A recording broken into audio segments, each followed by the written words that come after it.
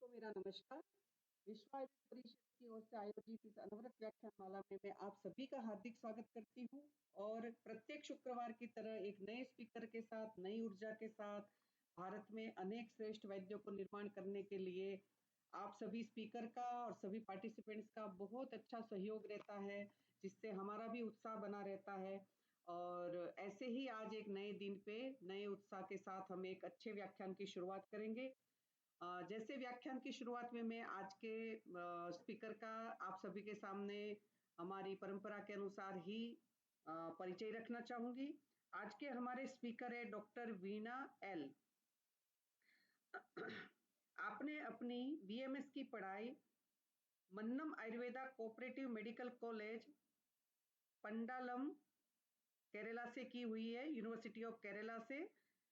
2009 से 2014 में आपने अपनी पढ़ाई पूरी की। उसके पश्चात आपने एमडी की पढ़ाई अमृता स्कूल ऑफ आयुर्वेदा, अमृता विश्व विद्यापीठम केरला, अमृता विश्व विद्यापीठम से आपने 2022 में अपनी एमडी की पढ़ाई पूरी की है। और आपने अलग अलग जगह पे एक्सपीरियंस हासिल किया है, जिनमें से मेडिकल ऑफिसर के पद पर आपने Mandsaur institute of Ayurveda education and research Mandsaur MP में आपने 8 महीने अपना सेवाएं दी है। उसके बाद आपने assistant professor in the department of the Swasthavritta एवं yoga Mangalayatan Ayurveda medical college and hospital Aligarh UP से आपने अभी सेवाएं दी। और उसके पश्चात अभी वर्तमान समय में assistant professor in the department of the Swasthavritta and yoga Kala Ashram Ayurved medical college and hospital Gogunda Udaipur Rajasthan में अभी वर्तमान समय में 1 साल से भी ज्यादा हो गया आप वहां अपनी सेवाएं दे रहे हैं एज अ असिस्टेंट प्रोफेसर। और आपका अलग अलग मैं उसमें देख रही थी, बहुत सारे आपके रिसर्च आर्टिकल है। आपने अनेक अनेक जगह पे आपने अपना एज अ रिसोर्स पर्सन भी अपनी प्रेजेंटेशन दी है। उनमें से आपने अपना पब्लिकेशन भी किया हुआ है, जैसे you have published one book रसायन इन प्रेगनेंसी। और आपने बहुत सारे नेशनल इंटरनेशनल सेमिनार में भी सहभागिता की है। मेडिकल कैंप एनएसएस कैंप में भी आपकी सहभागिता रहती है। और इसके साथ साथ आपका जो सबसे बड़ी बात है कि भी थेरापेटिक योगा में आपको सबसे ज्यादा जल नीति और सूत्र नीति, इन सभी चीजों में आपकी बहुत अच्छी ट्रेनिंग है। आप इसका चिकित्सा में भी बहुत अच्छा उपयोग करते हैं। साथ साथ में Ayurveda cosmetology and palliative care therapeutic yoga में आपका अच्छा इंटरेस्ट है। तो ऐसे विद्वान स्पीकर को जो national international peer reviewed journals और सभी में अपनी सहभागिता के साथ आज हमारे साथ भी बहुत इम्पोर्टेंट विषय पर आप अपना वक्तव्य रखेंगे, तो मैं आपको आज के व्याख्यान के लिए आमंत्रित करती हूँ। Over to you doctor Veena. Thank you, madam. Thank you for the introduction. आज का अपना सब्जेक्ट है critical analysis of the Ashta Ashtahar.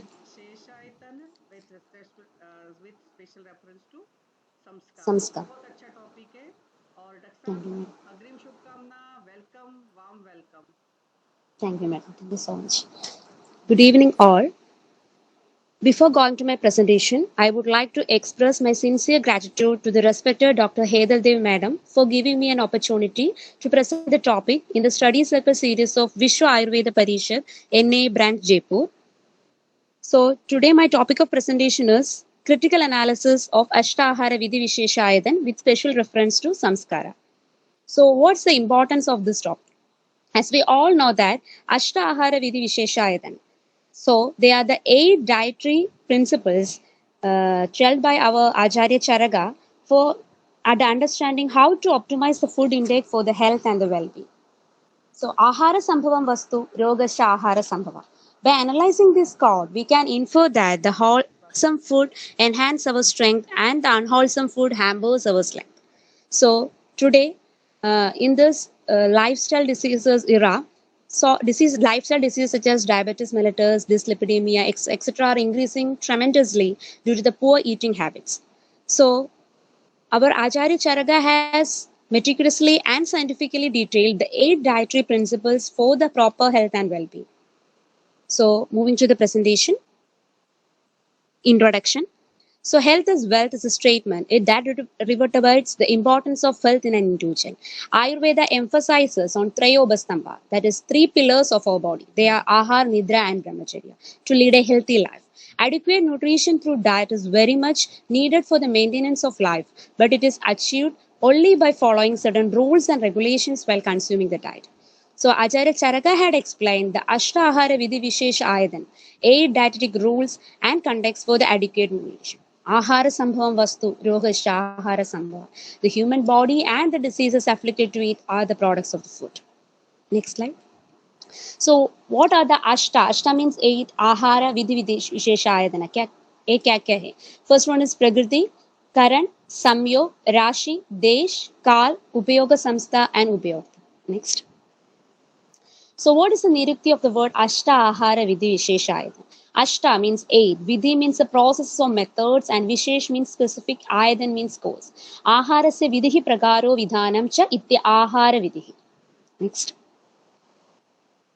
So this is the reference of Ashta Ahara Vidhi Visheshayana, that is that the Tatra Kalu Ihanya Ashta Ahara Vidhi Visheshayadanani Bhavanti Tadhyada Prakriti Karana Samyoga Rashi Desha Kala Upayoga Samstha Upayogta Ashtamana.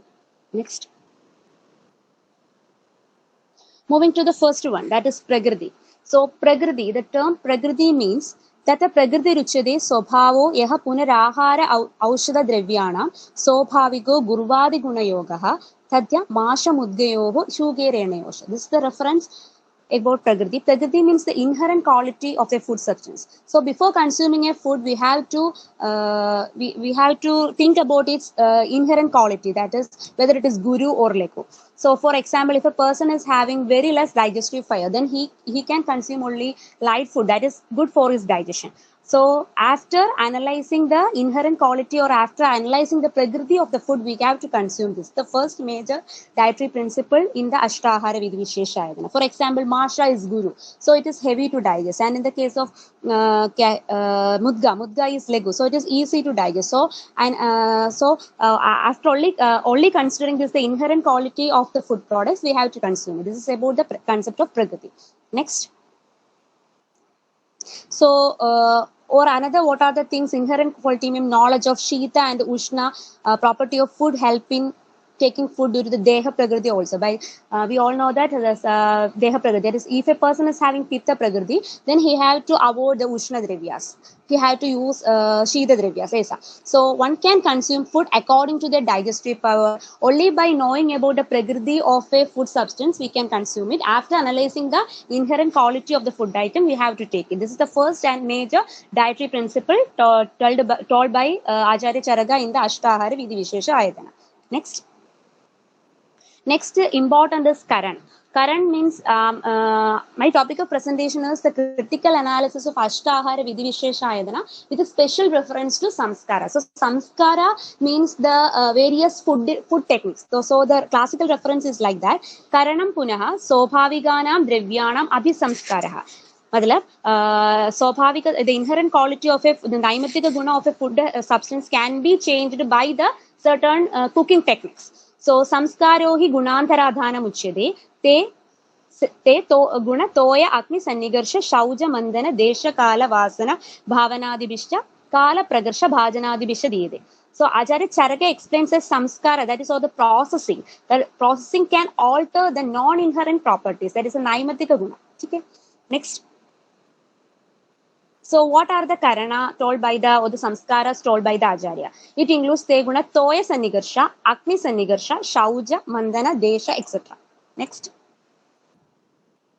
First one is toya sannigarsha. In this figure, we see that in the ancient times, we use this type of cooking method for preparing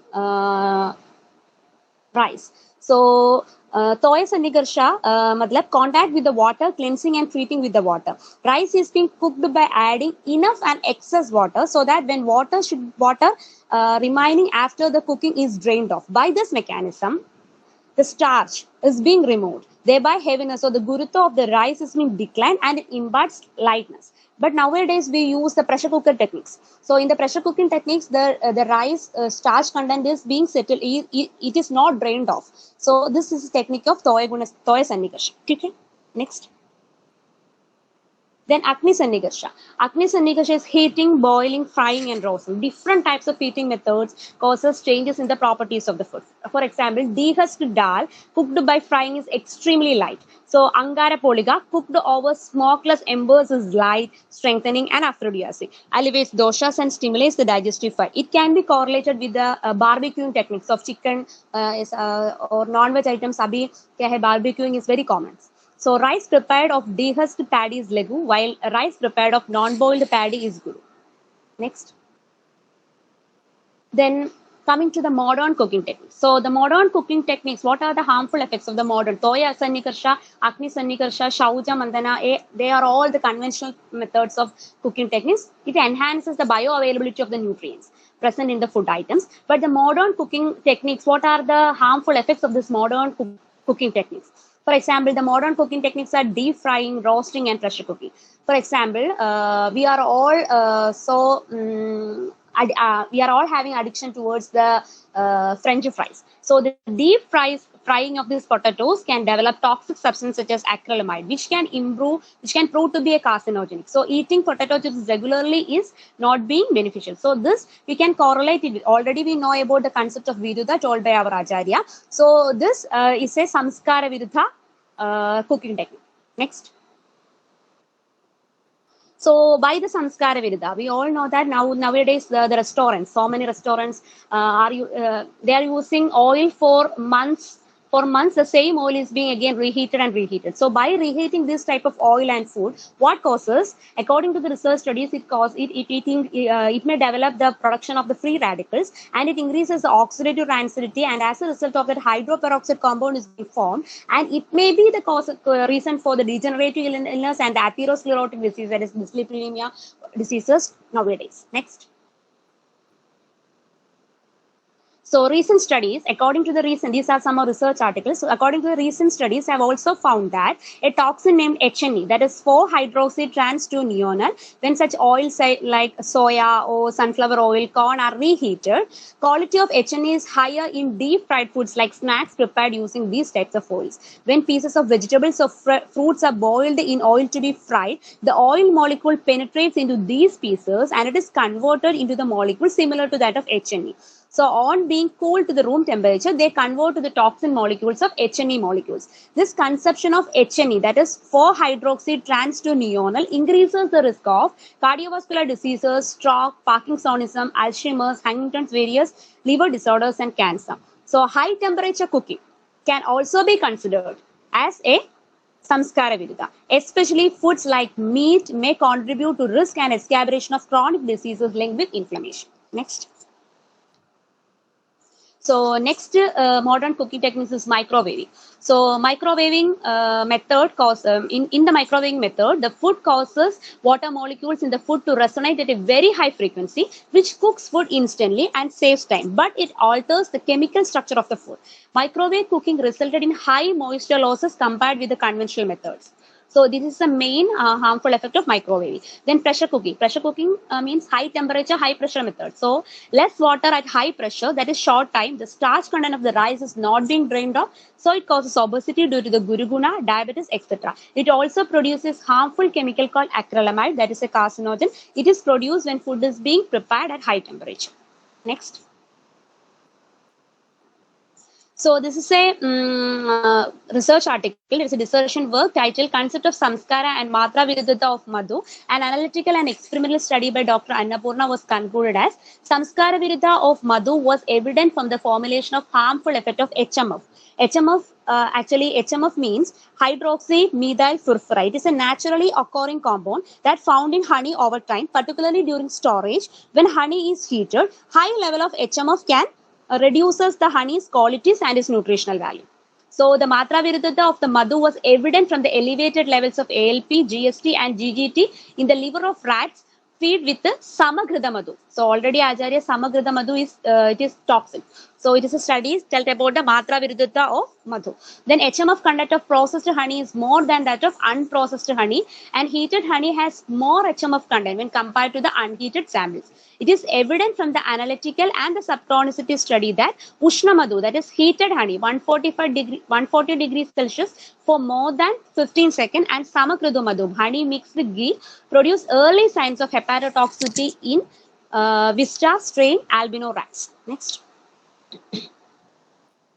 So, how the market honey is being prepared? The market honey is strongly heated before packing. So, in a study conducted by Kavapural et al., 15 honey samples from various parts of Kerala, India, was analyzed for the following parameters: organoleptic features, physiochemical parameters, biochemical characteristics, and microbiological state. The values obtained for the physiochemical and the biochemical analysis were compiled to standard values produced by the Bureau of Indian Standards. It was found that no honey ideally conformed to all parameter standards. 5 samples were immediately rejected as they had increased HMF content, with one sample showing an alarming value of 203 milligram HMF per kilogram. Next. So this is another study which tells about the cooking technique. That is, the thermal processing enhances the nutritional value of tomatoes by increasing the total antioxidant activity. The study concluded that the thermal processing enhance the nutritional value of tomatoes by increasing the bioaccessible lycopene content and the total antioxidant activity, and are against the notion that processed fruits and vegetables have lower nutritional value than the fresh produce. Next. So next, first in the Samskara, first one is Toya Sannikarsha is over, then Agni Sannikarsha. Then we go through some modern cooking techniques and its harmful effects. Then next is Toya Sannikarsha and Sauja. It can be correlated with the soaking in the contemporary food processing.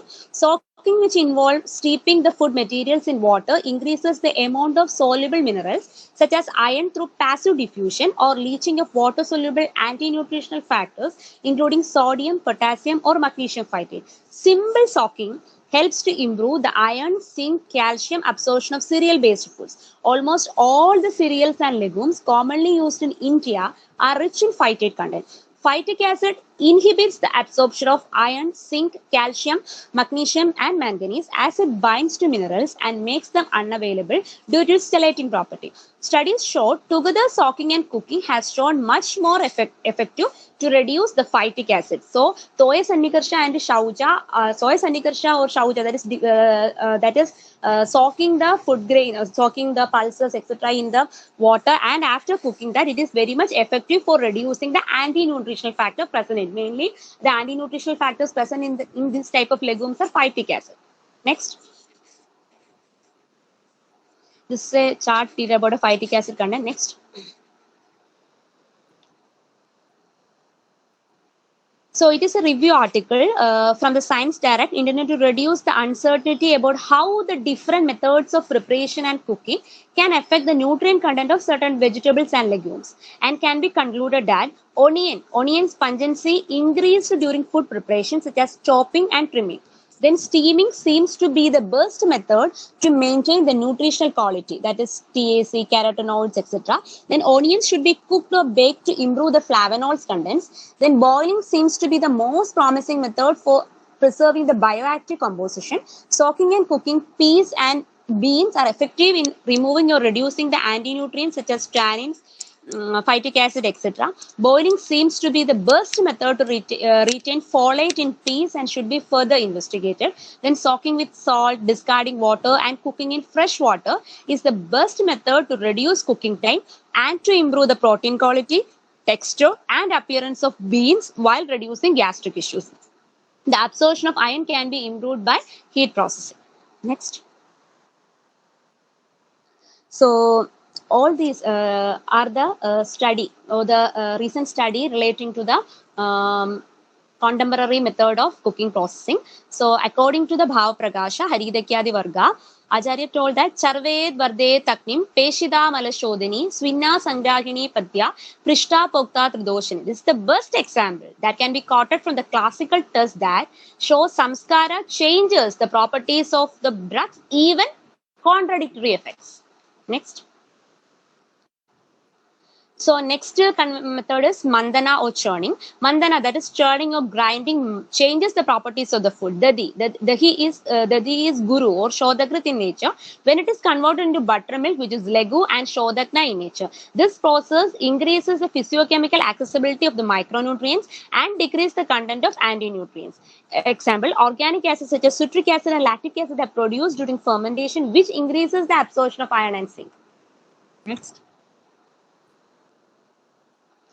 So next process, fermentation. Fermentation is a metabolic process in which the carbohydrates are oxidized to release energy in the absence of external electron acceptor. Fermentation of food grains improves the bioavailability of minerals. The enzymatic degradation of phytic acid requires an optimum pH, which can be provided by the natural fermentation. Such a degradation of phytic acid can increase the amount of soluble iron, zinc, and calcium and a number of folds. So the natural fermentation can achieve a large reduction in the phytic acid in the rice flour by the action of microbial as well as grain phytates. There are 88.3% reduction in the phytate content was recorded when germinated pearl millet sprouts were fermented with mixed pure cultures of Saccharomyces diastica, Saccharomyces cerevisiae, Lactobacillus brevis, and Lactobacillus fermentum at 30 degrees Celsius for 72 hours. Next. So next comes the importance of bhajana or the storing vessels. So the drinking water should be stored in tamrapata or in the copper vessel.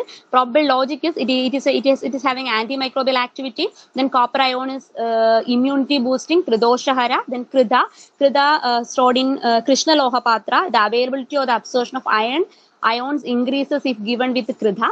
Then peya padartha or drinks stored in rajata patra or silver vessel purifies the liquids, prevents the purification of liquid so that it can be stored for long since silver is not so reactive. Then phala and faksha should be kept in the leaves of banana to keep it cool and prevent decay. Then madhya and panaga in the mritika patra or the mud pot to reduce the tikshnata of those liquids by maintaining the micro aeration. Then raga shadava or satuga, that is, should be stored in the mostly salt preparation stored in the vaidurya patra, that is vessels made of precious stones. These are non-reactive, which will not erode and contact with the soft food. Next.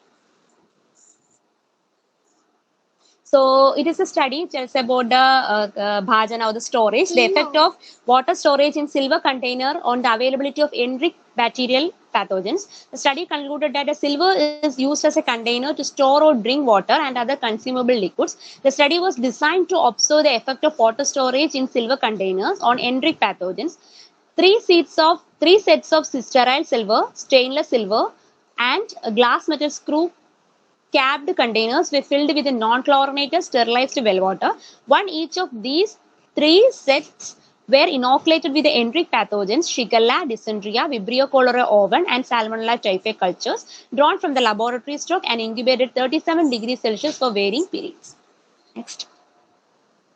So the preliminary findings of the study indicated that the silver is bactericidal with an hour to Shigella, Dysentery, Vibrio cholerae, and Salmonella typhi, which causes life-threatening enteric human diseases. The quantity of silver needed to eliminate these bacteria was found to be less than 2.5 μg per deciliter at pH 6.5. This study reveals that the potential for silver containers to be used to disinfect natural water in areas of poor hygiene and sanitation, where groundwater is the main source of drinking water. Next. So these are the samskara procedure, that is toya sannikarsha, agni sannikarsha, shauja, manthana, deshak, kala, vasana, bhavana. So these are the cooking techniques for enhancing the bioavailability of nutrients present in the food items. So next is samyoga, ashtahara vidhi vishesha. Then third one is samyoga, that is combination of mixing. Samyoga of two or more food articles result in the manifestation of special qualities, which cannot be achieved by using the same food article separately. The combination altogether produces new qualities, so it should be taken into consideration that while preparing the food, the ingredient must be compatible to each other and should be properly mixed together. So example, equal quantity of honey and ghee, milk and fish. Next. So topology. Topology is a branch in the modern science which is related with the samyoga or the food combinations. So it provides the information about specific combination of food that is good for health. Example, it is instructed to avoid the mixing of food rich in both carbohydrate and proteins. For digestion of, what is the reason behind that? For the digestion of protein, acidic medium is required, while for the digestion of carbohydrate, alkaline medium is necessary. If we taken both food at the same time, it will not digested and will get accumulated in the stomach and causes indigestion and bloating. That is the formation of ama. Next. The consuming proteins and starch together will result in the absorption of one being reliant by the other. Similarly, eating sugars and acid foods hinders the action of ptyalin and pepsin, reducing the secretion of saliva and delaying digestion. If insufficient amylase is present in the mouth, starch will not digest it at all in the stomach. Instead, clogging up the works until amylase in the small intestine can get it to work on it. Fats invert the secretion of digestive juices and reduce the amount of pepsin and hydrochloric acid. So they should be avoided or used sparingly with protein-rich foods. The unwanted effect of wrong combination of food is not limited to the gastrointestinal tract only, but also may hamper the major systems of the body. Next. So another example of the Samyoga combination is green tea or black tea plus milk. The tea contains flavonoids, that is called catechins, which may have beneficial effects on the heart. When milk is added to tea, then a group of proteins in the milk called caseins interact with the tea to reduce the concentration of catechins. Next, milk plus yogurt. Consuming both together can precipitate milk inside the stomach and that may irritate and induce vomiting. Next example is tea plus garlic. The tea contains anticoagulant compounds called coumarins. When combined with the garlic that also having anti-clotting properties, they may increase the risk of bleeding. Next.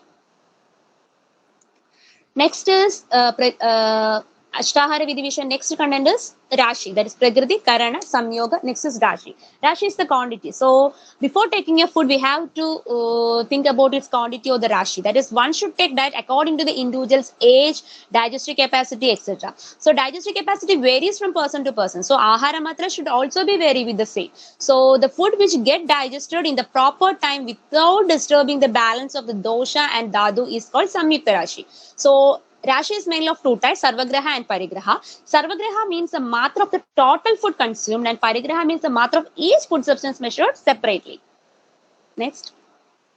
The modern dietetic science emphasizes on the Parigraha concept of matra, such as it specifies the quantity of carbohydrate, fat, protein in the ahara. Whereas Ayurveda gives equal importance to the both types of matra, that is Sarvagraha and Parigraha. So before consuming a food, we have to think about it Sarvagraha and Parigraha Rashi concept. Okay.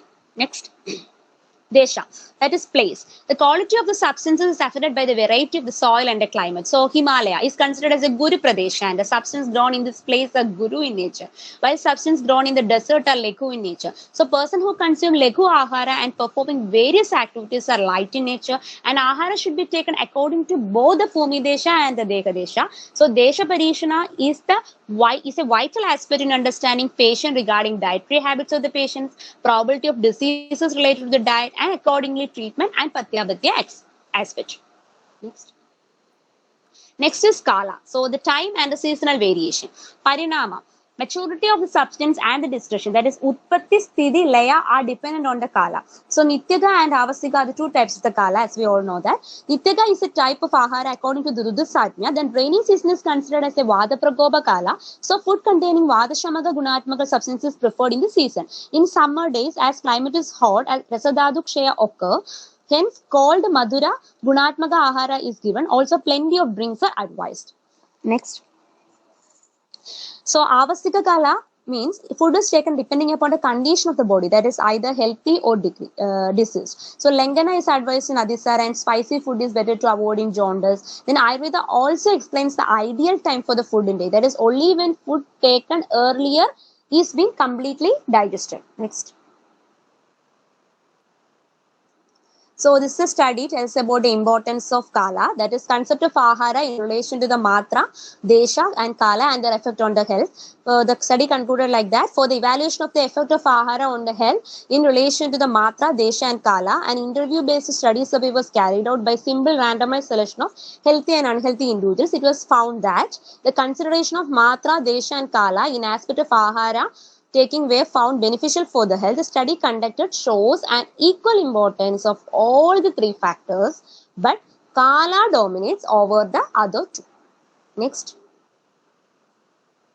Next one is Ubyoga Samstha. That is the classical Ayurvedic rules for Ahara. Ubyoga Samstha to Ubyoga Niyamaha. That is rules for eating. So dietetic rules are essential for the proper digestion of the food.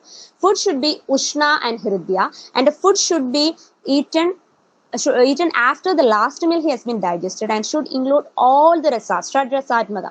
Then should eat food which is nourishing and suitable to the particular temperament. Eating with a full concentration, and one should bring only good thought in mind that the food is good for me.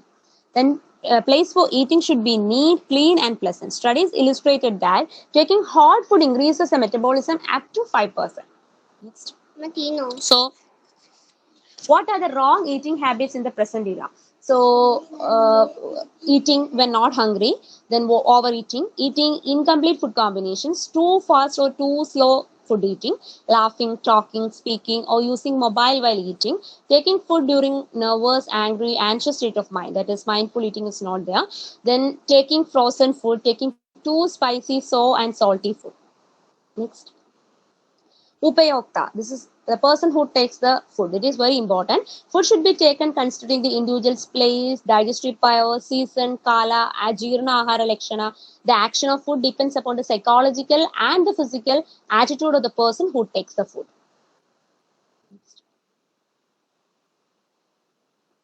So moving to the conclusion. The concept of Ashtahara Vidhi Vishesha Ayadana is most ideal in today's lifestyle. It gives a fair idea about what, when, why, how, which food material should be consumed. In today's era, due to urbanization and industrialization, the basic inherent properties of gut flora have been changed to a certain extent. The concept of Prakriti and Karana, Samskara, helps in this aspect to bring about the new desirable and adaptable properties in the food material. By analyzing the Prakriti of food material, desirable combination, Samyoga, can be made to omit the undesirable or the harmful effects of food material.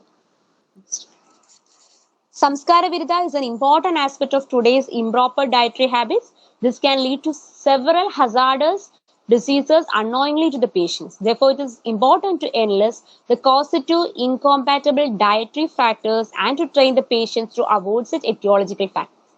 The review also opens a new research window in the field of Ayurveda dietetics to research upon a variety of incompatible factors to observe the effect. Thank you.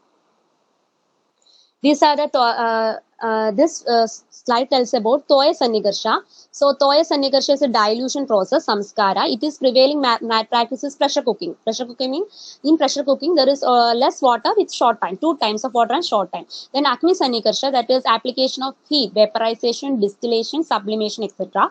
But in the pressure cooking, that is high pressure and short time, it causes the HCl, heterocyclic amino, are produced during the high temperature cooking, which is considered as a carcinogen. Then Shauja or cleaning procedure, but nowadays sugarcane juices are being cleaned with the sulfur dioxide gases and followed carbonation or alkalization.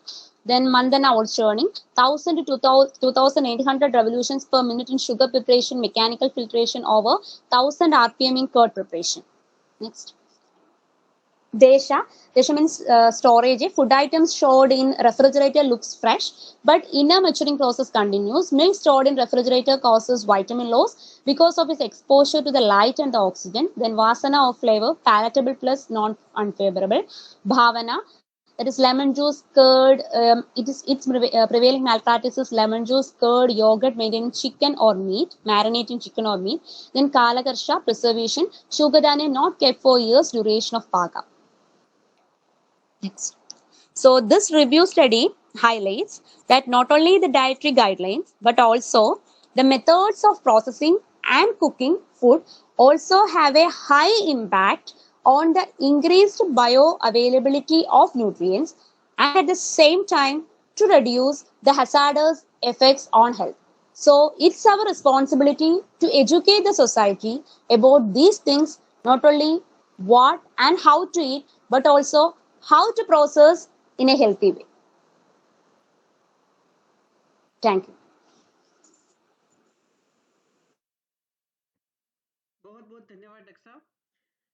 बहुत अच्छे scientific paper के peer reviewed articles के reference देते हुए आपने बहुत अच्छी तरीके से इसका प्रेजेंटेशन किया, और मैं समझती हूँ कि आयुर्वेद में महर्षियों के द्वारा इतने प्राचीन समय में लिखी गई उन बातों को आधुनिक समय के साथ भी हम अगर परीक्षण करते हैं तो वो वैसी ही मिलती है। यानी कोई चीज खराब बताई है तो वो खराब ही मिलनी है, और जहां हमने कहा कि ये अच्छी रहेगी हेल्थ वाइज तो वो आज वैसी ही मिलती है। तो मैं समझती हूँ कि बहुत ही बढ़िया एक्सपीरियंस आपने बहुत अच्छे तरीके से यहाँ प्रेजेंट किया है।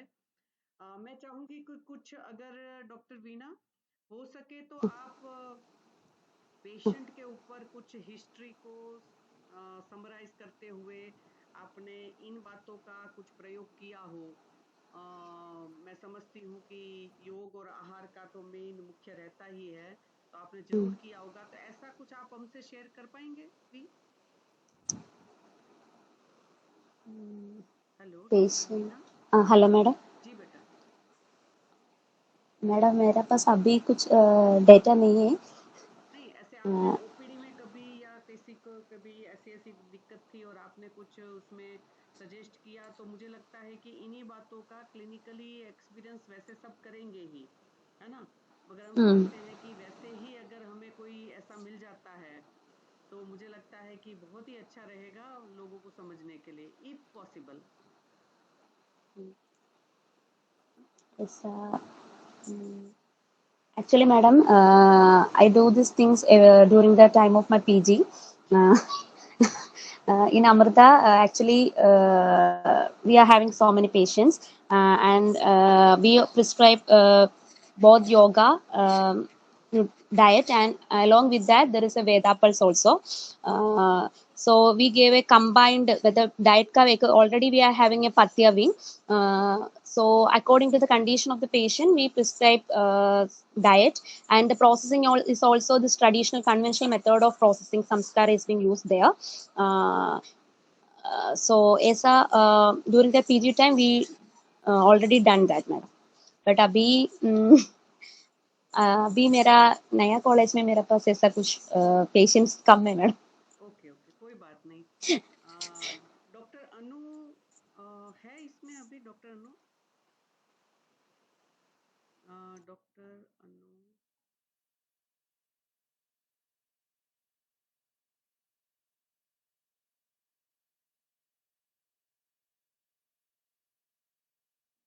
डॉक्टर वीना, डॉक्टर अनु अभी ज्वाइन किए हैं इसमें अभी? मैडम एक मिनट मैडम। अच्छा, मुझे दिख नहीं रहे। उनके ही नाम से किया होगा ना ज्वाइन? जी चलो, कोई बात नहीं। डॉक्टर गीता, हमारे पास अभी 1 घंटे में कुछ समय बाकी है, तो मैं कुछ 1 मिनट है ना, 1 मिनट। हाँ डॉक्टर साहब, कुछ क्लिनिकल एक्सपीरियंस शेयर करेंगे? जल्दी से पूरा हो गया एक्चुअली। हेलो, हेलो डॉक्टर अनु, हेलो डॉक्टर अनु।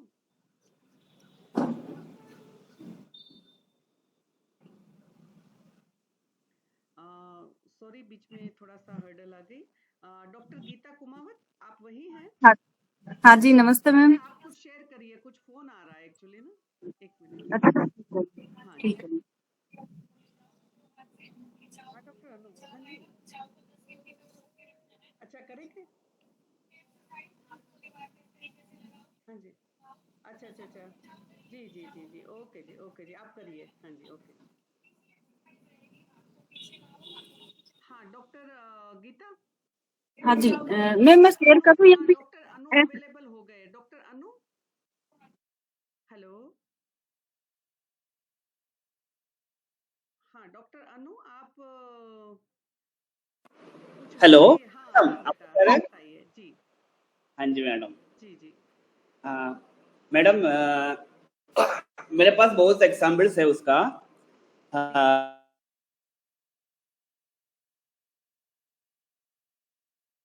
हाँ डॉक्टर अनु, हेलो।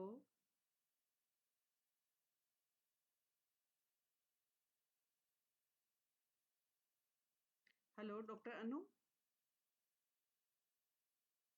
आपकी आवाज नहीं आ रही है।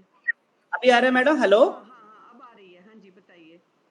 एक्चुअली उसमें मुझे बहुत सारे एग्जांपल्स एक्चुअली बोलना है। एक्चुअली ये सब चीज मुझे वीना मैडम से ही पता चलता है। मैं मेरा प्रैक्टिस में यूज भी करते हैं। उसमें से एक चीज तो यही है मैडम, हमारा जो पास जो पेशेंट्स आते हैं अनीमिया प्रेगनेंसी वाला पेशेंट्स खूब आते हैं, क्योंकि नॉर्मली एक्चुअली अनीमिया क्यों हो जाते हैं, हमारे इंडियन फूड में फाइटेट्स कंटेंट्स बहुत ज्यादा है।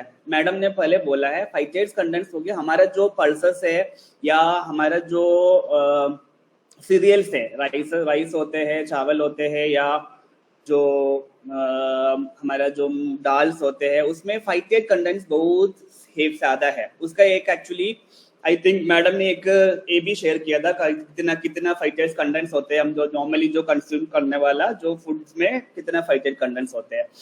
तो फाइटेट कंटेंट्स के कारण से क्या हो जाते हैं,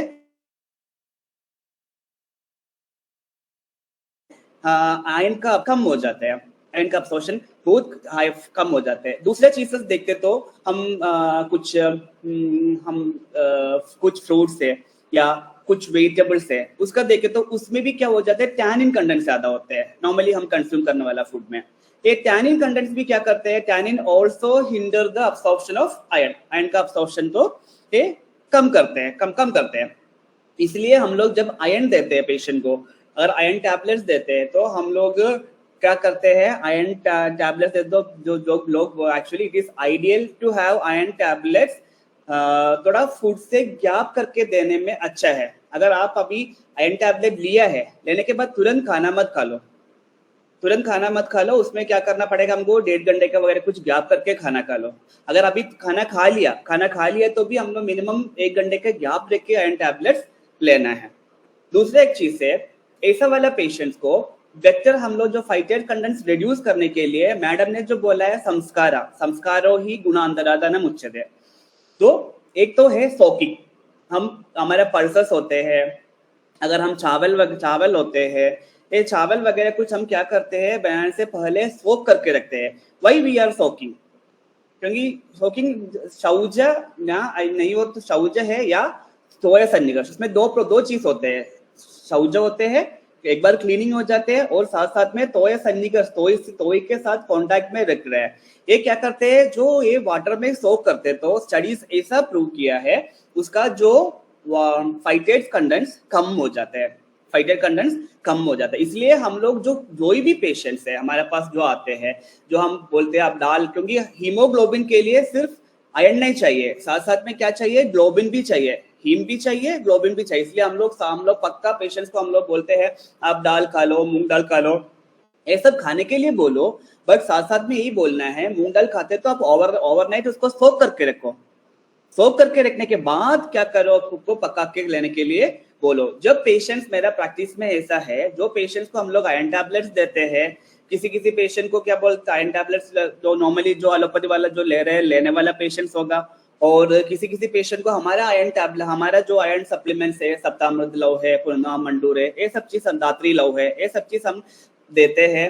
तो क्या हो जाते हैं, पेशेंट्स को ये ले रहे हैं, और साथ साथ में हम लोग जो पथ्य फॉलो करने के लिए जो पेशेंट्स को बोलते हैं, एग्जाम्पल में सिंपल चीजेस है, ऐसा मूंग दाल खाते तो सोक करके रखने के बाद खा लो। और दूसरा एक चीज है, जो ऐसा वाला पेशेंट्स को, अनीमिया वाला पेशेंट, ट्रेडिशनल फूड्स खाने के लिए बोलते हैं मैं, traditional foods, especially fermented foods, because जो फर्मेंटेशन ऑल्सो क्या करते हैं, reduces the phytate contents in the food and it will increase the iron content. Fermentation as such iron content increase करते हैं, और साथ साथ में क्या है, फूड का फाइटेट कंटेंट्स डिक्रीज करते हैं, और इसी कारण से क्या कर सकते हैं, लोगों को क्या आयरन कंटेंट होते हैं। इसलिए मैं पेशेंट को बोलते हैं चीला, मतलब चीला खाने के लिए बोलते हैं, डोसा खाने के लिए बोलते हैं, जो हम लोग जो बोलते हैं ना, जो रवा इडली वगैरह कुछ खाते हैं, रवा इडली भी ठीक है, अच्छा कॉम्बिनेशन है, क्योंकि रवा इडली में भी हम लोग क्या करते हैं, रवा में क्या करते हैं, हम दही डाल के रख के देखने के बाद थोड़ा सा उसको देखते हैं, देखने के बाद हम क्या करते हैं, उसमें क्या बनाने के लिए बोलते हैं, हम इडली बनाने के लिए बोलते हैं। It all increases the bio availability of iron. तो ये सब चीज में मेनली पेशेंट को बोलने वाला एक चीज है इन एनीमिया वाला पेशेंट्स को।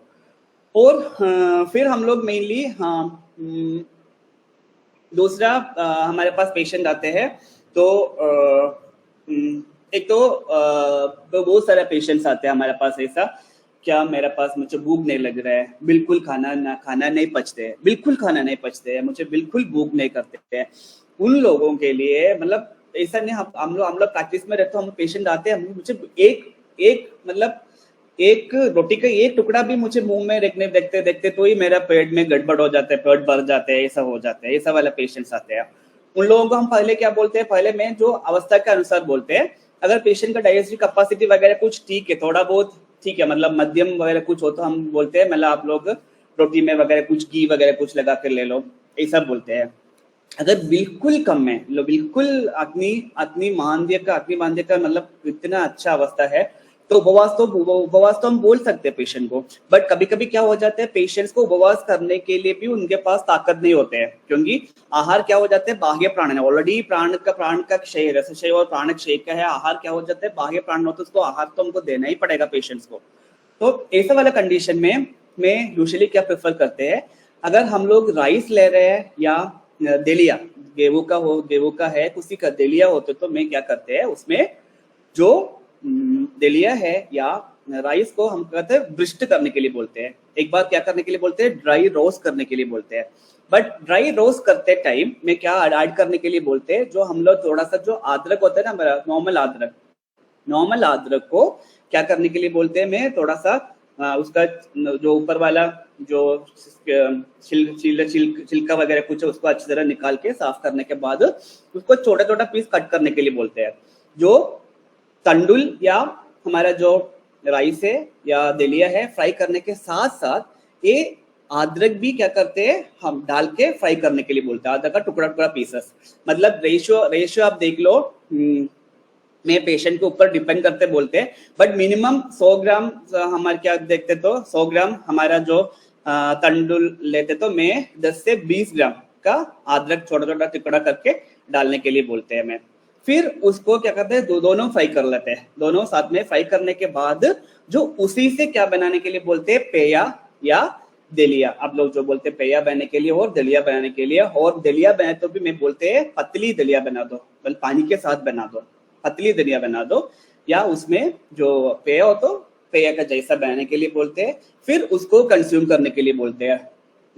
आप लोग ट्राई करो, ये मुझे एक्सपेशली जो आमावस्था बहुत ज्यादा है, जो पेशेंट्स है, जो नॉर्मल हमारा जो गायनी वाला डिसऑर्डर्स है, नहीं हो तो क्या हो जाते हैं, जो आमावाद जैसा पेशेंट्स है, बिल्कुल कुछ भी खा नहीं पाते हैं, ऐसा पेशेंट्स को उसमें से कुछ 2-3 बार ऐसा करके जो खाते तो उनको भूख लगना शुरू करते हैं। मेरा अच्छा एक्सपीरियंस है उससे, पेशेंट्स आप बोलते हैं। फिर मैं क्या करते हैं, फिर उसमें अगर भूख थोड़ा सा लगने शुरू कर दो, फिर मैं उस पहले ऐड करने के लिए बोलते हैं मूंग की दाल ऐड करने के लिए बोलते हैं। वो मूंग की दाल भी मैं मतलब पीस वाला दाल ही बोलते हैं पेशेंट को, बट विद छिलका ही बोलते हैं, विद छिलका, ये भी सेम, थोड़ा सा मूंग की दाल, चावल और अदरक मिक्स करने के बाद उसका खिचड़ी वगैरह कुछ बना के यूज करने के लिए बोलते हैं। जो खिचड़ी बनाते वक्त उसमें चौक लगाने के लिए घी यूज करने के लिए बोलते हैं, और लाल मिर्च वगैरह कुछ बिल्कुल नहीं डालते हैं, उसमें हल्का सा जीरा, हिंग और हल्का सा मेथी पाउडर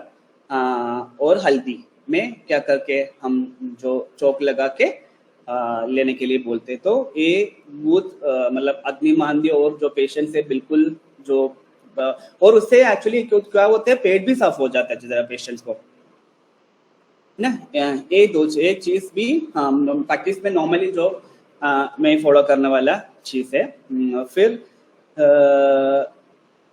तो मतलब फूड रिलेटेड तो मुझे हनी मैडम ने बोला था, हनी जो मैडम ने अभी बोला है, हनी हम हीट करके बहुत यूज करते हैं, ठीक है। बट अभी मुझे ऐसा लगते हैं हनी हीट करके यूज करते तो हम बहुत ज्यादा, मतलब अभी देख लो हम लोग क्या है कुछ भी बना रहे हैं, अभी तो हम क्या करते हैं, शुगर के जगह हम क्या यूज करते हैं, हनी डालते हैं ना। शुगर का इतना हेल्थी नहीं है, अगर उसी की जगह हम क्या करते हैं, हनी डालते हैं। बट एक्चुअली लिटरली हम हनी को क्या कर रहे हैं, हीट कर रहे हैं। बट मुझे ऐसा लग रहा है इतना प्रॉब्लम क्यों नहीं हो रहा है। एक्चुअली जो अब मैडम ने बोला, जो सैंपल्स जो केरला में 15 जगह से सैंपल कलेक्ट करके एक मैडम ने हमारे एक केरला में एक फार्मेसी, औषधि फार्मेसी, मैडम ने रैंडमली 15 सैंपल्स हनी कलेक्ट किया, मार्केट अवेलेबल सैंपल्स कलेक्ट करके उसका स्टडी किया। तो मैडम वो इतना मैडम को आदिश्य हो गया, मतलब एक भी हनी प्रॉपर हनी नहीं है उसमें, एक भी हनी प्रॉपर हनी नहीं है, और उसमें जो HMF का कंटेंट बहुत ज्यादा है, ये बहुत HMF कंटेंट इंक्रीज हो तो बहुत प्रॉब्लम हो जाते हैं, हेल्थ इश्यूज हो जाते हैं।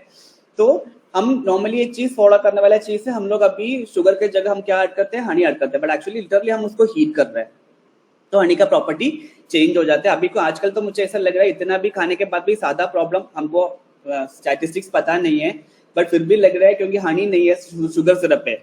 शुगर सिरप हो तो शुगर सिरप का ही क्या हो रहा है, कॉम्प्लिकेशंस आ रहे हैं। एज सच हमको जो हनी हीट होने वाला कॉम्प्लिकेशंस नहीं मिल रहा है। तो एक चीज मैंने नोट किया है, और पेशेंट भी पूछ रहे हैं हमारे पास आके, तो नाम बोलते हैं आप शुगर कम करो, शक्कर कम करो, नेचुरल शुगर्स यूज करो, तो पेशेंट बोलते हैं। तो मैं तो सर ये यूज करते हैं सर, मतलब जो लेमन टी में क्या ऐड करते हैं, हनी ऐड करके यूज करते हैं, ऐसा बोलते हैं। मैं शक्कर नहीं यूज करते सर, हनी यूज करते हैं, ऐसा बोलते हैं। तो ये चीज एक्चुअली हेल्थी नहीं है। हनी हीट करके बहुत सारे जगह हम लोग डायरेक्टली और इनडायरेक्टली, अभी बहुत सारा डिशेस आते हैं, हनी पोटैटो, ऐसा ऐसा करके बहुत सारे डिशेस भी आते हैं। तो ये भी एक चीज है, हम पेशेंट्स को समझाना पड़ेगा, तो हम ये यूज नहीं करना है। ये हनी के बारे में तो यही है। फिर जो मेनली दो आहार रिलेटेड, जो प्रोसेस, आहार का प्रोसेस रिलेटेड मैं प्रैक्टिस में यूज करने वाला चीजेस मेनली तो ये चीजेस है। जी मैडम। जी बहुत बहुत धन्यवाद डॉक्टर साहब। आपकी NIA की OPD मुझे याद आ गई, कभी कभी जी मैडम। तो बहुत जी मैडम। सी बात, हमारी सेमिनार हॉल का डिस्कशन याद आ गया कि जहाँ जी बहुत मैडम। सारी बातें जब हम केस प्रेजेंटेशन में बच्चों के साथ प्रिस्क्रिप्शन को डिस्कस करते थे। जी मैडम। मैं समझती हूँ कि बहुत सारे हमारे पार्टिसिपेंट्स को भी अच्छा लगा होगा। जी और मैडम। किसी पार्टिसिपेंट्स का कोई क्वेश्चन है आहार अष्टविधि विधान के साथ का, या कुछ जगह जहां आपका, मैं समझती हूँ कि आज के बाद आप चिकित्सा लिखेंगे तब भोजन के संबंधित इन नियमों का क्या कितना पालन हो रहा है, कहीं ये ही हमारे कम रिजल्ट मीन्स दवाई के कम रिजल्ट का कारण तो नहीं है। इन विषयों को आप ध्यान में रखेंगे तो मुझे लगता है कि सच में आज के प्रेजेंटेशन का हम क्लिनिकल यूटिलाइजेशन कर पाएंगे। मैडम एक और चीज बोलूं? जी जी हाँ जी बिल्कुल, वेलकम जी। मीना मैडम ने एक और चीज मुझे बताया था, तो क्या था मैडम, एक्चुअली है ना, जो हमारा जो बनाना और मिल्क, बनाना और मिल्क हम लोग नॉर्मली यूज करने वाले कॉम्बिनेशन है। अगर शेक है, कैसे भी बहुत सारा जो सीड्स चीजेस में अभी यूज करने वाला कॉम्बिनेशन है, ये बहुत खतरनाक चीज है एक्चुअली। उसके ऊपर एक स्टडी, एनिमल स्टडी पब्लिश्ड है, आप लोग देख लेना। बनाना और एक सेम कॉम्बिनेशन का, बनाना और मिल्क का कॉम्बिनेशन के ऊपर, एक विरुद्ध के ऊपर एक एनिमल स्टडी पब्लिश्ड है। उसमें जो एनिमल को कितना कितना कॉम्प्लिकेशंस आया है, और साथ साथ में उसका जो जो चेंजेस आया है ये उन्होंने डिस्क्राइब किया है। एक स्टडी एक बार आप लोग जब नेट में सर्च करते तो मिलते हैं, अगर नहीं मिल रहा तो आप लोग ग्रुप में पूछे तो मैं ग्रुप में भी, जो विश्व हमारा जो ग्रुप है उसमें भी मैं शेयर कर सकते हैं, आप पूछ रहे तो। बट ये भी देख लेना, मतलब हर जो आचार्य जो बोल के रखा है, हर चीज का एक्चुअली वैलिड है, बट हम लोग एक्चुअली उसको, एक तो हम लोग इग्नोर करते तो मतलब हमारे दो चीज है, इग्नोर क्यों करते हैं हम लोग, दो कारण से करते हैं। एक तो क्या होता है, हम इतना उसको ध्यान नहीं देते हैं। दूसरा क्या होता है, हमको ध्यान हो तो भी हम सोचेगा, हम पेशेंट को बोलते तो पेशेंट फॉलो नहीं करेगा, है ना। बट पेशेंट को काउंसलिंग करते तो हम ज्यादा भाषण वगैरह कुछ नहीं देना है, पेशेंट को साफ काउंसलिंग करो। मतलब आजकल बहुत सारे कम्युनिटी, दो तरीके से लोग हमारे पास आ सकते हैं। इधर क्या जो लोग आते हैं, एक तो लोग आते हैं हमारे लो सोशो इकोनॉमिक वाला लोग आते हैं, तो क्या आते हैं जो हाई क्लास सोसाइटी वाले लोग आते हैं। हाई क्लास सोसाइटी वालों को हम साइंटिफिक रीजन के साथ बोलते तो ये लोग मान लेते हैं, ये लोग उसको फॉलो करेगा। जो लो क्लास जो लोग होते हैं उन लोगों उनको समझने जैसा बोलो, और उन लोगों को हम लोग है ना, उन लोग हमको डॉक्टर्स को क्या मानते हैं, डॉक्टर्स को ईश्वर के समान मानते हैं एक्चुअली। जो कुछ कुछ लोग है ना, ऐसा लोग हम लोग है ना, बिशक बशिया मुझे ज्यादा हाई क्लास से भी ज्यादा लगते हैं मेरा प्रैक्टिस में, मतलब बाकी आप लोगों को अलग अलग हो सकते हैं, बट मेरा उसमें बिशक बशिया ज्यादा होते हैं। जो लो क्लास लोग अगर कुछ दवा लिखते तो भी ये लोग देगा। अगर हम लोग हाई क्लास वालों को कोई दवा लिखते तो 100 क्वेश्चन पूछेगा, ये दवा क्यों लिखा है सर, उसके लिए क्या होगा।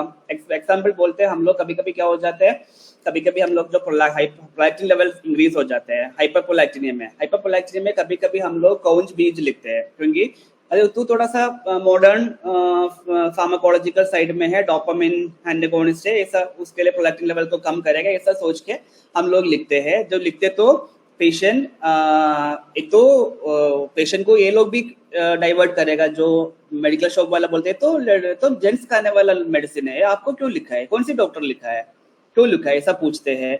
तो पेशेंट खुद पूछते हैं सर कौन पेज क्यों लिखा है मुझे, ऐसा हम लोग सोचा हमें कल बात लिखते तो ये लोग कुछ सोचते भी नहीं है, ये लोग लेते भी है।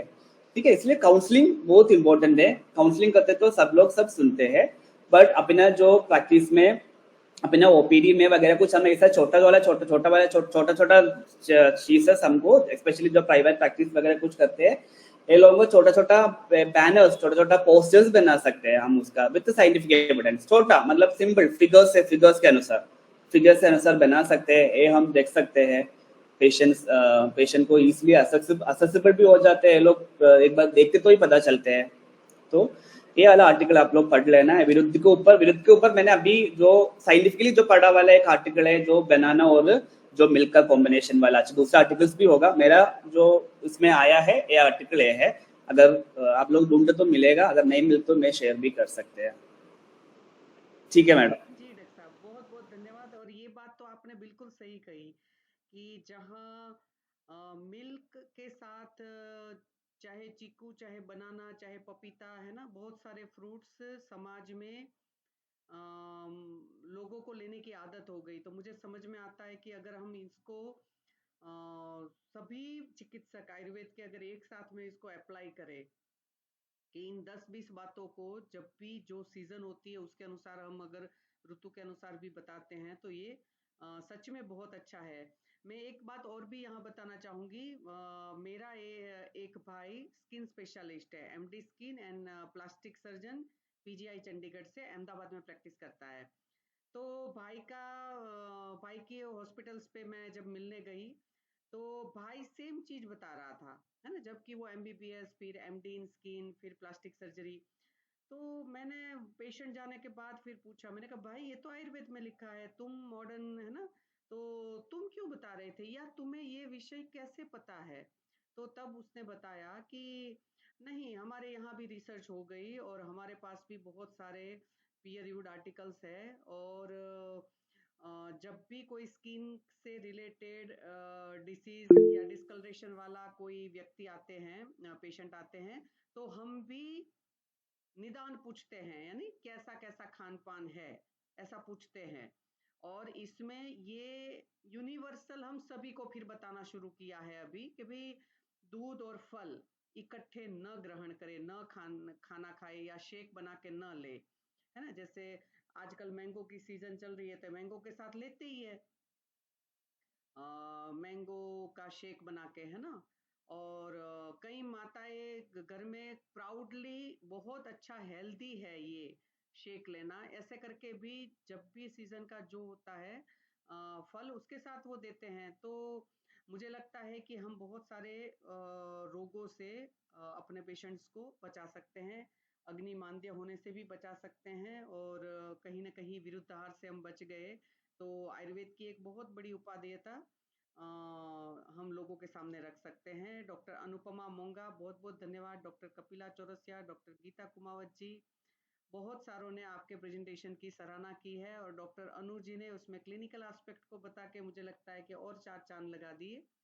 और मैं विश्व आयुर्वेद परिषद की इस ऑनलाइन सीएमई लेक्चर सीरीज में सभी की ओर से आपका बहुत बहुत हार्दिक धन्यवाद करती हूँ कि डॉक्टर वीना, आपने हमारा इनविटेशन स्वीकार किया, आपने अपनी समय और ज्ञान दोनों को यहाँ अर्पित किया।